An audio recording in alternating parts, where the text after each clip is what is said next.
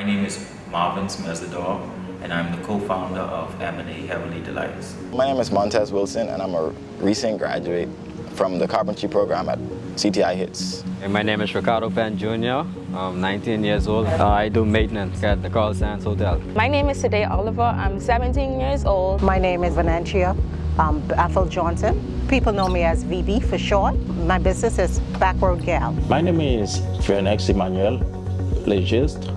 I prep, I cook, I order, and I do inventory. Hello, I'm Lisa Anderson. I'm presently serving as the president of the Friends of the Harbor Island Trade School. Hi, I'm Joan Barrett, and I am a member of the board of the Friends of the Harbor Island Trade School. My name's Derico Hicks. I'm director. Hi, my name's Graham Walker. I'm one of the instructors for CTI in carpentry and joinery. I'm Chef Susan Neff. Before I came to Harbor Island, I had a culinary school in Ohio after I had trained at the Cordon Bleu in England.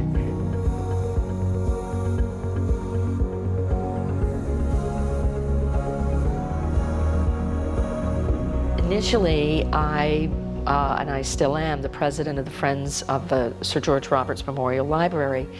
And we were approached by the Donner Foundation and Jenny Messier from Runaway Hill about starting a trade school. And they came to the library because they felt we were the most reputable charity on the island and had an interest in education through being a library, and we did a lot of tutoring services. And I was very excited about the opportunity, and we really didn't know how to begin. And through the process of investigation, we became aware that Wunalutha had started a trade school in Rock Sound, and we were excited about that because we didn't have to reinvent the wheel. And we became very involved working with Sean Ingram with setting up a trade school here. And one of the things I've loved about it is I've seen the incredible growth, not only in art classes and what we're offering, but in the staff of Wunalutha and CTI who's helped us out.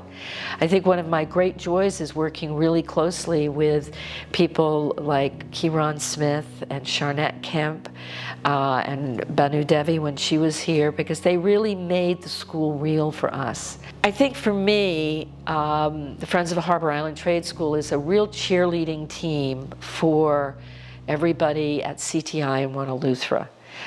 They are the people who have made it happen, and we love working with them and coming up with new ideas and new courses.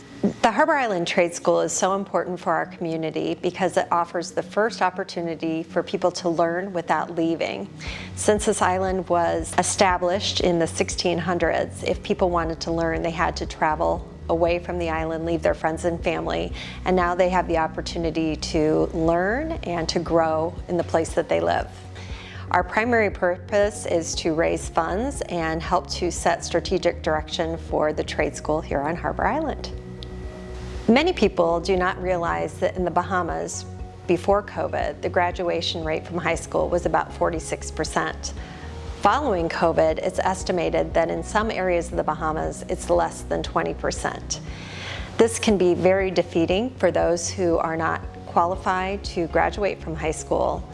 And in going through a trade school program, they learn that they're capable of learning. And once they understand that, our graduates continue to learn and to grow, and it's a huge boost to their confidence, which in my opinion, is the most magical part of the Harbor Island Trade School, is teaching people that they're all capable of learning. My family owns a construction company here. We've been involved in construction for a number of years. There's a lot of people here with great potential, and I mean, they just need to have the skill set necessary to succeed in some of these industries. But I'd like to be an inspiration to some of the younger people here.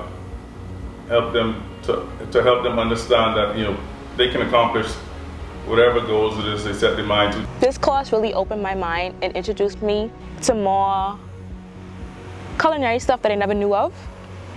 And then when I joined in grade 12, I got cut off because I was doing PGCSEs and it was interfering with the classes, so I withdrew. And then I came back. I would like to say to the youth, this CTI course is very useful. It can really help you to be confident in yourself and to motivate yourself to say, okay, I can do this, I can do this, I can do this. There's no such thing as can't. You can do it. This course really inspired me to be myself and to be open in the kitchen, and it really pushed me just to be more open with different cuisines and how to manage my money. It is pretty convenient. For one, like I would throughout the week, you know, my normal work schedule, and then, you know, Saturday you go to class. So it's like, it's not really hard to say, adjust to it. You know, you can continue with your normal life and still make it to class, you know, get all your work done and graduate. The skills that we can pass on, they're going to be useful to them if they go into carpentry, obviously, but even if they're just working around the house, they're going to have this set of skills that they can use without having to bring other people in. But many of them are now, they're already working within the carpentry or construction industry. So it's great to see that they're now able to go out and put these skills to use and make themselves a few dollars.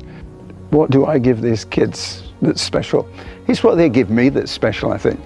They're such nice folk. It'd be hard to be upset with them. It's easy to become friends with them.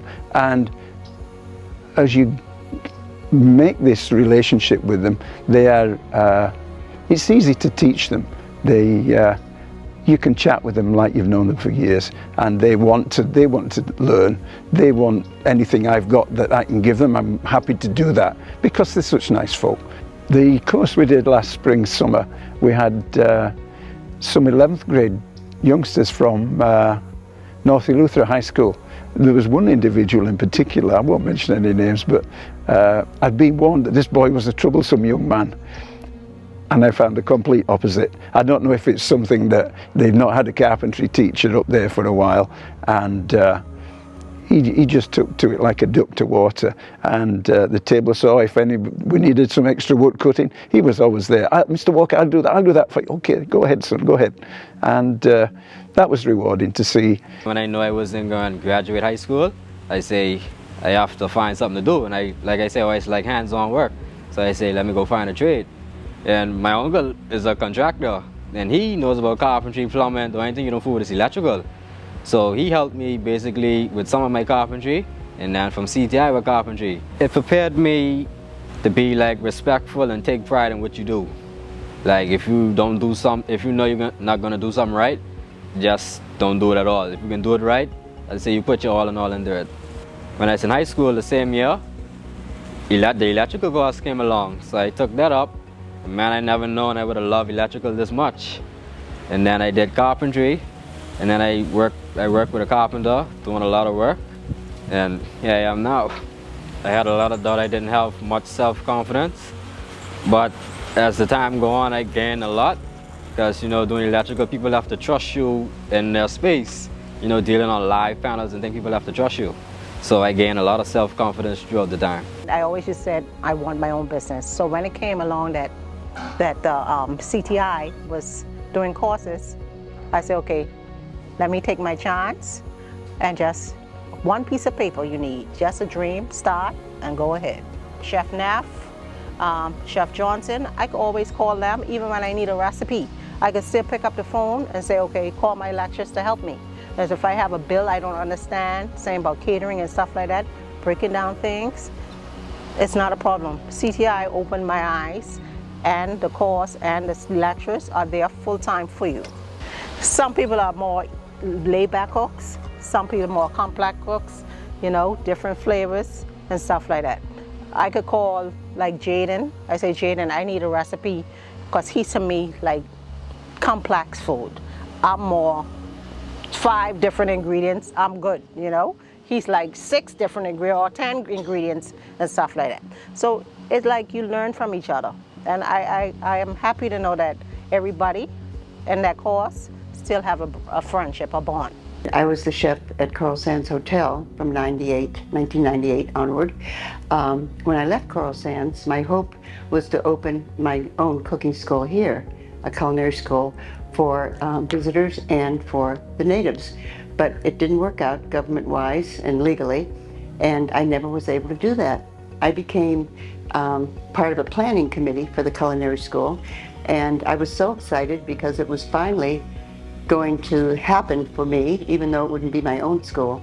And I was so pleased to be part of the whole planning process, the curriculum process, and actually ended up teaching with Miss Johnson back in 2019, and ended up probably doing more of the baking curriculum than anything else, but generally being part of the culinary instructing staff and of the testing. When the students talk to me at the end of their course here, I tell them a couple of things. One is to not despair if things don't happen for you right away, but if you love it, you won't mind if you're cutting lettuce for a salad or if you're cleaning a fish, because at someday you will be on a line and doing proper cooking and maybe even teaching yourself.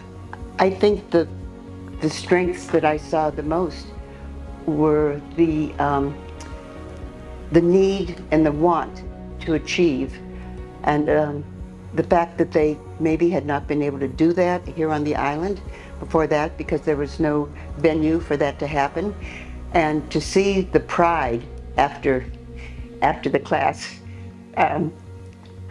was emotional for all of us. Yeah, great pride. One of our students in the first culinary cohort, we did a video, and his quote was, he had not had many proud moments in his life, and his graduation was among the proudest. We have many success stories. That's the part I love the most. Being on Harbor Island more than half the year, I'm constantly stopped by business owners and by students telling me their stories. One of my favorite stories is one in which a dishwasher at Divine Sushi was suddenly taking on a leadership role in the absence of two chefs who were out with medical issues. So we've really seen the responsibility level change, the skill level change. When I start as a dishwasher. So I know without CTI, I will never get it. I will never at this position right now. There's a lot. And if I can tell you one right now, that give me a chance to become someone else in my life, to become a professional chef in my life. To do the culinary, for me, it's something that you're born with. You cannot just decide to become a chef. You need to find that inside of you. Like, you're going to feel like no matter what you're doing, you will do it with your heart. It was a great opportunity at first because I was constantly looking for ways to enhance my skills as a chef, because coming into the whole culinary arts thing, it started from me being a runner. So it was like there was no true experience of me cooking on a professional level. So I always feel that low self-esteem when I came, to cooking. CTI really helped to grow my business, because even with the confidence that I had received, because when I started, I did not have any true, to say, like papers or anything, to really certify me as a chef. So with me taking the course, it gave me some self-confidence that I can take on different jobs, and I could dictate especially what I wanted at that time. It helped me to enhance my knife skills, my knowledge on herbs and spices, and everything that comes along with that. What makes me happy about cooking, I'm in my element when I cook. I'm naturally an artist, so I get to create and dictate exactly what I want. And just the fact of bringing all those flavors to life and just to see the outcome of it, that makes me happy. What I foresee for Heavenly Delights is that we would grow to a place somewhat as a franchise, because we offer pizzas, we do private catering, and we do cakes. We bake cakes and various pastries. So we just want to establish ourselves to the point where we can meet the masses, like different locations, different establishments, You know, there's not much opportunities for the young kids around this island. But what this course offers, you know, it could create a gateway for them, you know, to tap into the next level of their lives. And you know, it's always challenging to find those students who are ready and willing to come to the class. And that recruitment process has been a challenge, but a great reward. Because so often we think, oh, we don't have enough students, or how are these students going to do? And by graduation, we're like, yippee, they're fabulous, you know. And I think graduation is one of the things that has made it very real for everybody in Harbor Island, because I know when we did our first graduation pre-COVID, we filled the Methodist Church with not only the students and their families, but also with the community. The community got to see that we were for real.